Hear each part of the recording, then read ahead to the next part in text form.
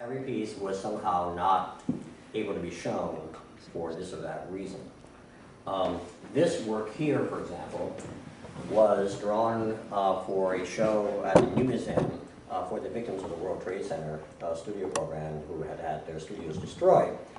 And I made this drawing. Now, I was violating a rule at the time that you may not make any remarks about what happened. And so they thought I was being insubordinate and therefore said, you can't be in the show. So you can say it's my fault. At the same time, I felt that was the most important thing to say. I didn't think that I was going to make a remark about the attack or the buildings. I just made a remark about the comparison of two areas. Now, historically, here's the problem. In our society, there are people who are licensed to go see things that are not noticed by anybody. These are called the artists. I noticed a parallel of the division of New York, New Jersey, Pennsylvania, and Connecticut, or New England, and that of Iraq, Kuwait, Saudi Arabia, and Iran. And I thought, kind of interesting. And that was provoked a bit by Osama bin Laden saying that something happened 80 years before. If that image had been shown, and if we had had the kind of publicity I normally did get, say, in America, and their lead-in thing, oh, here's an interesting remark by Peter Fend, or any kind of press at all, and that would be within range, then there would have been an understanding that there is this kind of parallel. Therefore, what would have happened that in March 2003, the attack on Iraq, launched by U.S. and British forces, could not have been from Camp Pennsylvania, Camp New York, and Camp New Jersey. That would be too obvious, because it would have shown that there is a British plan behind it. Today, in the news, it is reported that the United States is going to lose major investments in Iraq. It's going to have, now apparently made a big mistake having put $700 million into its embassy. It's going to have to downgrade everything. Exxon, the one U.S. oil company in the area, is being more or less kicked out of Iraq. The beneficiaries of the U.S. military activity in Iraq, the whole attack, turns out to be Shell and BP, the French oil company, and I guess the Italian oil company. It's not going to be the U.S. oil companies or the U.S.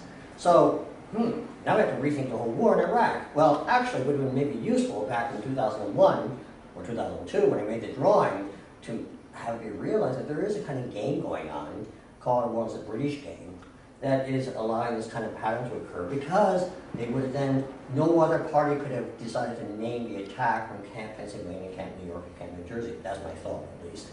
And we would have therefore had a much more creative approach to that region, which is indicated below. That you can develop a parallel program, pursuant to U.S. State Department initiatives, parallel practice for rivers. We have one for the Yangtze and the Mississippi, one for the Rio Grande and the Yellow River in China, or one for the Tigris-Euphrates and the Colorado River, for example. They're expanded to the basins, and we can then have some responsible or ideal proposals for the region. We could have had a much more creative approach to that area, based on work already provided to Iran by the U.S. government back in 1978.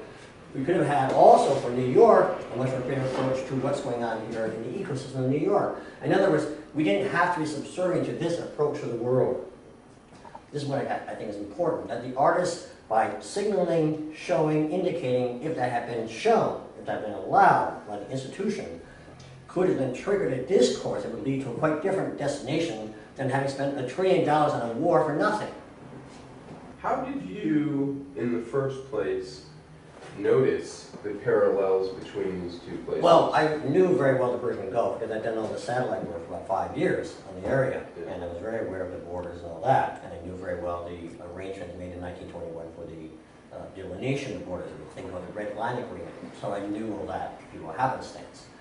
Also, as a child from New York State, I was aware that it was kind of strange at the border, the way it tapers down, and you have this funny shape down in New York City, and then you have a tri-state area, Port Authority in New York and New Jersey, and well, what is this? I mean, why is it New Jersey here?